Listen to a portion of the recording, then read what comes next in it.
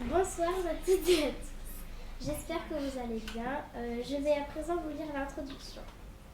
Nous allons présenter 12 épisodes sur le comportement de toutes sortes d'animaux. Les animaux ont deux soucis principaux. Le premier est rester en vie en se procurant de la nourriture et de l'eau sans se faire attraper par les prédateurs. Le second est de se reproduire en cherchant un partenaire de l'autre sexe et en protégeant la progéniture résultante de cette union. Toutefois, des formes d'altruisme sont aussi présentes, non seulement envers ses propres enfants, mais aussi envers d'autres individus de la même espèce, et ce, en raison du degré de parenté. Néanmoins, nous verrons que parfois, la collaboration n'est pas aussi altruiste qu'elle le paraît. Il est enfin important de préciser que tous ces épisodes ne sont pas des fictions littéraires. Elles ont été plusieurs fois observées et vérifiées en nature, et rapportées par des éthologues, c'est-à-dire des spécialistes du comportement animal. Comment ces démarches extrêmement astucieuses et sophistiquées ont-elles pu s'installer dans des petits cerveaux d'oiseaux, d'insectes et de poissons? C'est une question qui ne sera pas traitée.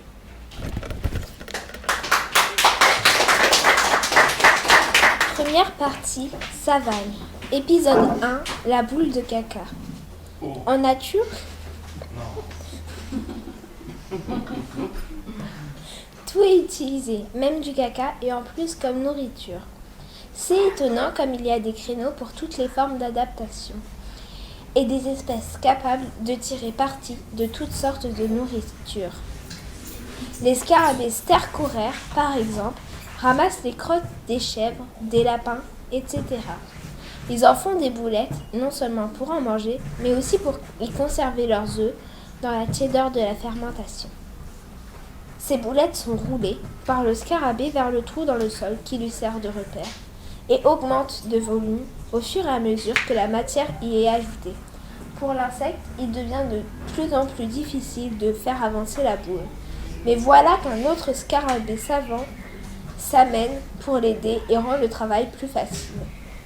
L'un pousse, l'autre recule en agrippant la boule entre ses pattes.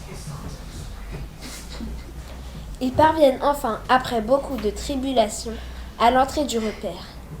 Le propriétaire laisse pour un instant la boule pour élargir l'entrée du trou et rentre pour s'assurer que la place puisse accueillir sa boule garde-manger incubateur. Tout est prêt. Il sort pour accomplir son œuvre et ne trouve plus de boule. Son prétendu assistant est déjà loin, en train de la pousser vers son repère à lui.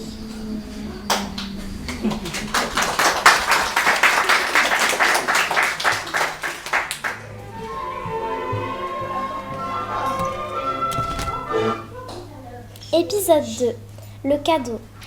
Les araignées sont très voraces et mangent tous les insectes qu'elles arrivent à attraper dans leur toile ou qui s'approchent, y compris ceux de leur espèce.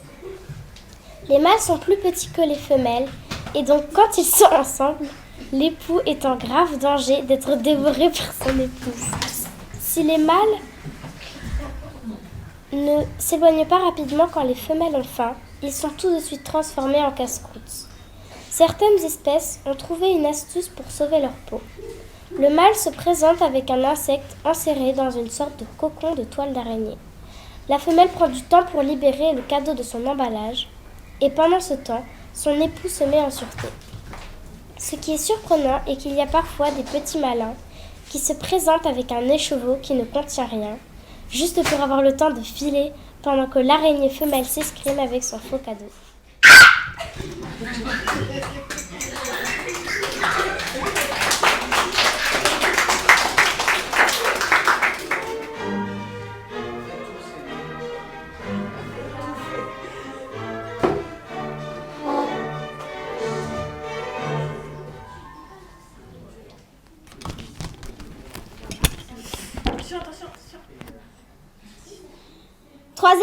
Épisode 3. Le nid du tisserin. Tisserin, une dénomination générale de plusieurs espèces d'oiseaux jaunes ou verts, souvent à la tête noire. Ils construisent des nids sophistiqués en tressant des longues lanières, découpées dans les feuilles d'arbres environnants. Acte l'acte de tisser leur nid a donné aux tisserands leur nom. Un grand nombre de tisserands choisit un arbre pour regrouper leur nid dans une sorte de village en piaillant tous ensemble de manière assourdissante. L'oiseau accroche son nid à une branche et se pend la tête en bas à son extrémité inférieure, par où il se faufile pour entrer une fausse entrée, qui se présente comme un trou noir, et placé au sommet pour tromper le serpent qui, en descendant de la branche, cherche à y pénétrer pour manger les œufs ou les poussins.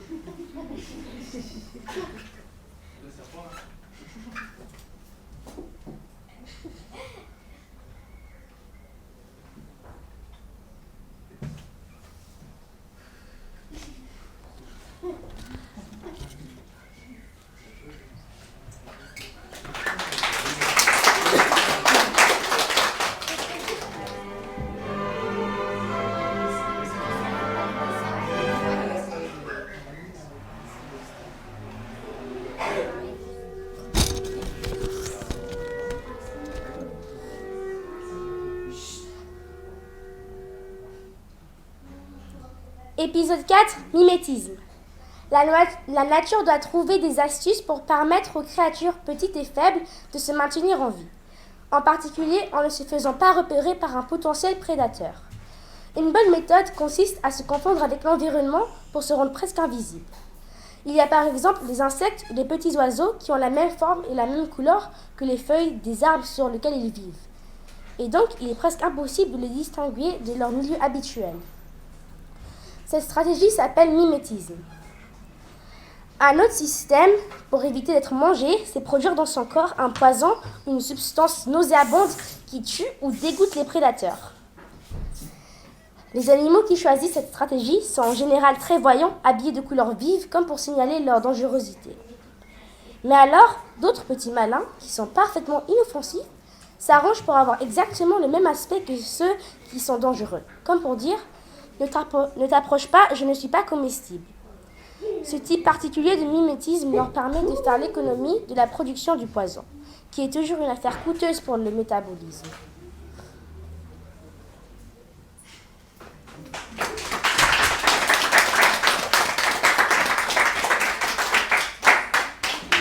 Épisode 5, distraction. Le pluvier est un oiseau qui ne bâtit pas de nid, mais se limite à déposer son œuf à même le sol. Dès que le poussin naît, il reste exposé par terre à tous les dangers pendant que la maman s'affaire à lui procurer de la nourriture. Voilà qu'un dangereux serpent l'a aperçu et rampe vers lui. Le pluvier maman revient et voit la menace. Il n'y a pas lieu d'engager un combat avec un adversaire tellement plus puissant et armé de redoutables crocs.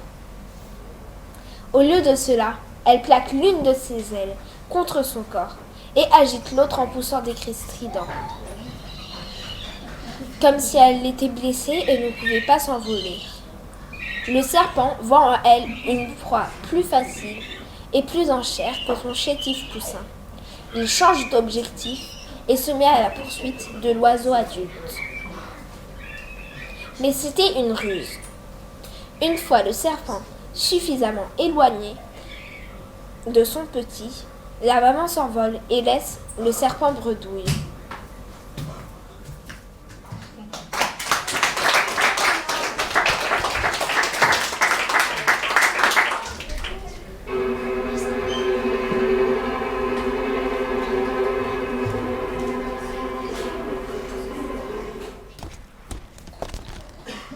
Épisode 6, le bon arbre.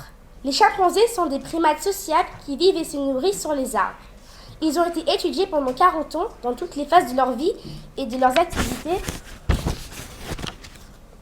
par la célèbre éthologue anglo-tanzanienne Jane Goodall. Quand un arbre produit des fruits en quantité, un groupe de chimps s'y installe et n'en redescend que quand tous les fruits ont été mangés pour se porter sur un autre arbre. Jane Goodall a une fois observé une jeune chimpanzé qui s'était un peu éloignée et avait trouvé un arbre en fruits. Du coup, elle a lancé des appels excités et s'est dirigée vers les autres pour leur signaler sa trouvaille. Mais elle a changé d'idée en cours de route et une fois arrivée, s'est limitée à piquer des fruits avec son groupe mine de rien. Quand le groupe a mangé tous les fruits, il est parti à la recherche d'un autre arbre sur lequel se nourrir. Et la jeune Sharp les a suivis. Jane Goodall a été intriguée par ce comportement étrange et est restée sur place pour voir la suite.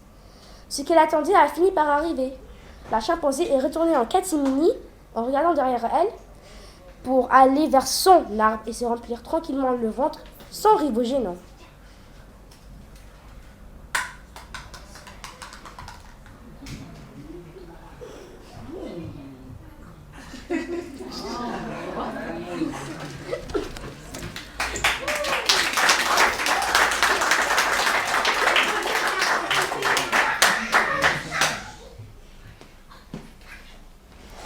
Épisode 7. Les pêcheurs de termites.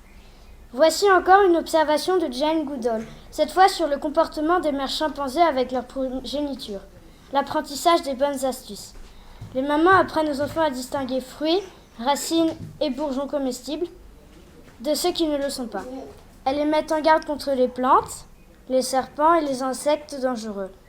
Les mamans montrent aussi aux enfants comment pêcher les termites. Une grande gourmandise pour les chimps. Ce qui suit est le premier cas jamais observé d'animaux utilisant des outils. Sur le chemin qui mène à la termitière, la maman montre à l'enfant quel type de tige il faut cueillir et comment se débarrasser de ses feuilles. Arrivée à la termitière, elle montre comment lécher la tige, l'introduire dans la termitière, la sortir et sucer les termites qui s'y sont attachés, attirés par la salive.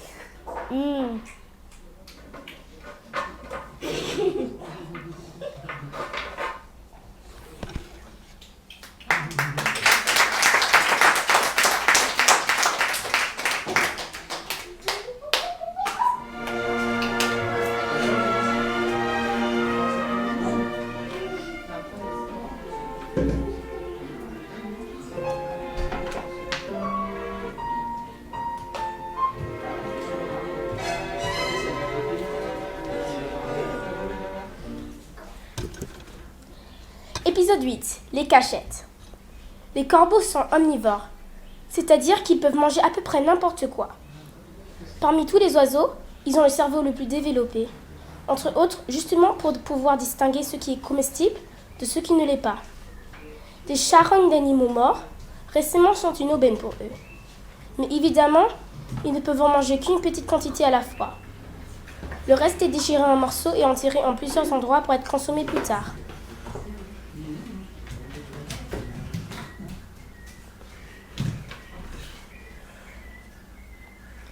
Les traces sont soigneusement effacées.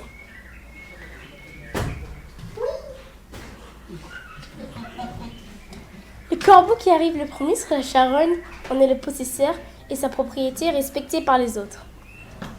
Il est toutefois difficile pour un corbeau de ne pas être observé. Au cours de l'enfouissement des morceaux de viande, par d'autres corbeaux intéressés à profiter du festin. Voici un corbeau rival qui observe la manœuvre, mémorise les endroits, attend d'être seul et se précipite à sortir la viande et à la voler.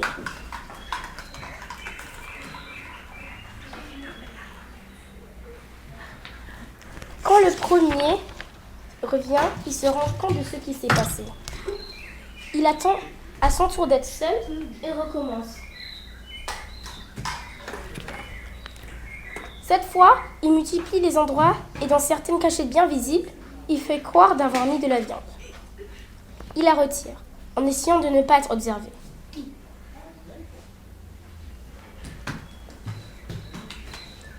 Son rival est-il caché quelque part, en train de mémoriser ses cachettes? Va savoir, c'est un véritable jeu de cache-cache dans lequel les deux trichent à tous les coups.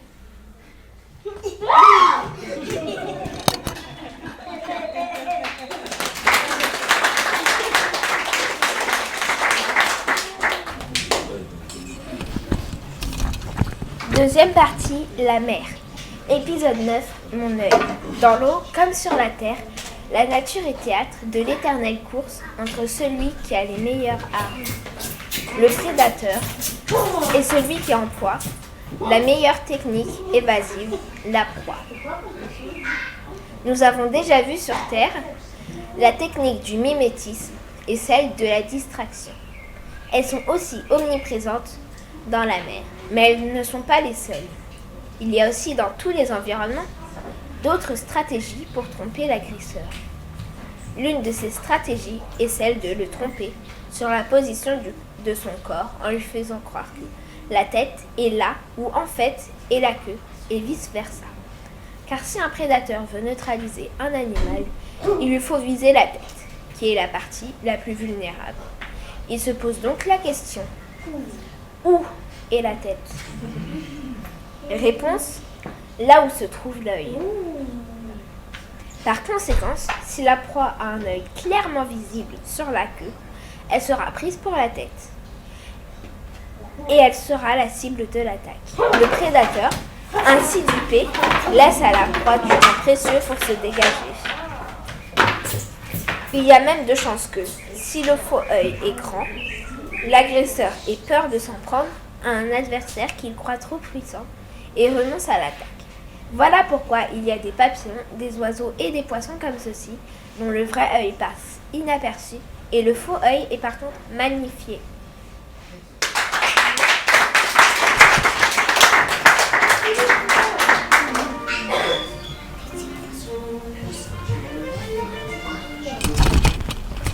Épisode 10. Viens par ici.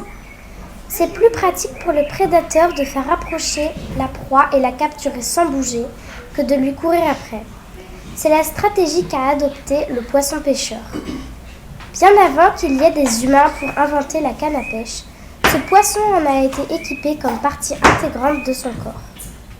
Le poisson-pêcheur a tout le nécessaire.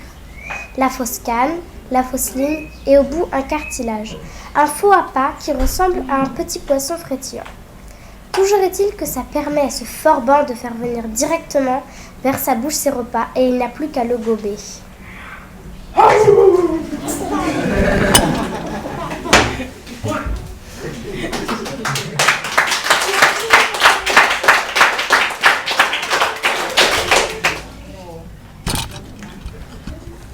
Épisode 11. L'appât. C'est une technique un peu similaire à celle qui vient d'être décrite, qui est employée par certaines mouettes bien malignes. Les mouettes sont des oiseaux qui vivent en proximité de la mer et y plongent pour attraper des poissons. Elles sont pour la plupart blanches, avec des parties de couleurs différentes selon les espèces. Parfois, elles se placent à la plage sur la limite entre l'eau et le sable, et elles jettent une miette de nourriture sur la vaguelette à une petite distance. Si elles ont de la chance, un petit poisson d'eau peu profonde se laisse tenter, et c'est sa faim, car la mouette ne le laisse pas s'échapper.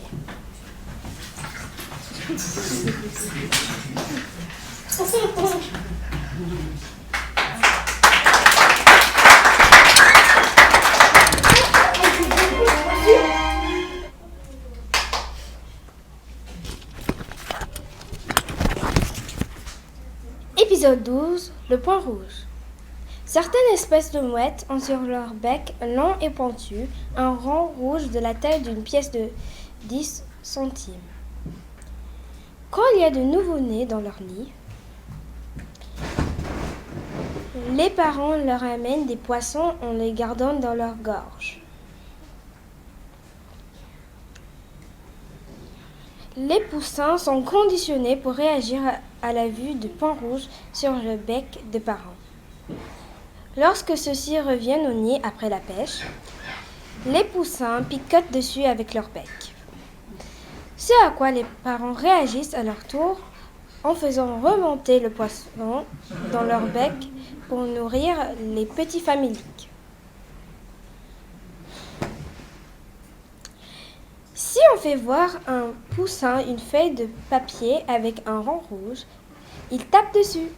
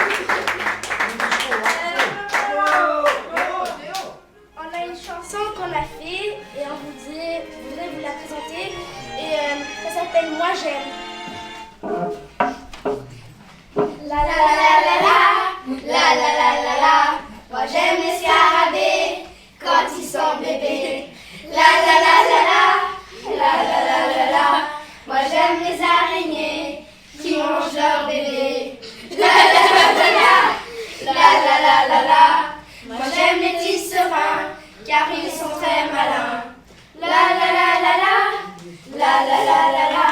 Moi j'aime les serpents qui mangent du piment. La la la la la. La la la la la. Moi j'aime les chimpanzés qui adorent danser. La la la la la. La la la la la. Moi j'aime les corbeaux qui ne sont pas très beaux. La la la la la. La la la la la. Moi j'aime les poissons qui vivent toujours mon nom. La la la la la. La la la la la. Moi j'aime les petites mouettes avec un joli couette. La la la la la. La la la la la. Moi j'aime les poissons qui sont un peu lointains. La la la la la. La la la la la. Merci beaucoup grand-père, tu nous es très cher. La la la la la. La la la la la. Merci beaucoup Céline, Maya et sa cuisine. La la la la la. La la la la la. Merci beaucoup Anna, tu nous accueilles chez toi. La la la la la. La la la la la.